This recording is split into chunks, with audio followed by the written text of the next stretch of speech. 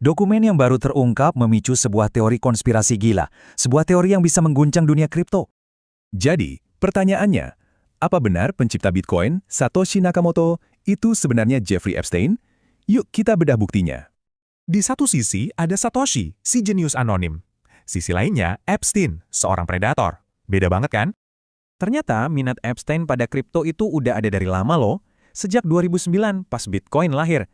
Cuma kebetulan, Epstein ini bukan cuma nonton dari jauh, dia sengaja masuk ke pusat revolusi keuangan ini.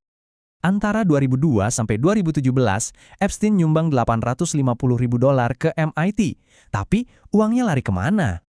Nah, sebagian besarnya, $525.000, ternyata masuk ke Digital Currency Initiative MIT. Ini pusatnya pengembangan kripto. Ini strateginya cerdas banget. Dengan mendanai DCI, dia secara nggak langsung mendanai developer inti Bitcoin. Nggak cuma itu, di tahun 2014, dia juga invest $3 juta ke startup kecil, namanya Coinbase. Investasi ini memberinya akses langsung. Dia bahkan bisa ketemu langsung salah satu pendiri Coinbase, Fred Ehrsam. Epstein benar-benar menancapkan kukunya di proyek-proyek penting Bitcoin, tapi jaringannya lebih luas dari itu. Nah, ini bagian yang paling menarik.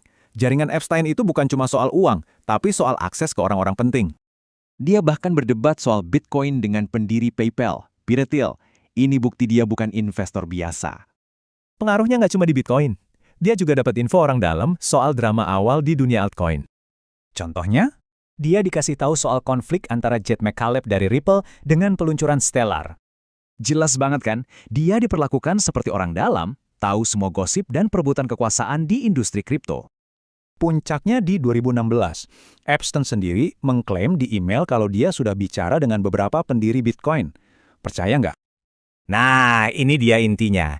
Kita harus pisahkan mana fakta, mana bualan manipulatif Epstein. Jadi, gimana kebenarannya? Kalau dilihat dari kepribadian, mereka ini bumi dan langit. Satoshi itu rendah hati, Epstein justru haus perhatian. Dan faktanya jelas, nggak ada satupun bukti teknis Epstein menulis white paper atau memegang kunci Satoshi.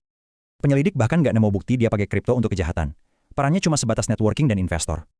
Jadi teori yang paling masuk akal, Epstein itu seperti parasit. Dia cuma menempel pada orang-orang jenius. Lalu kenapa ini penting?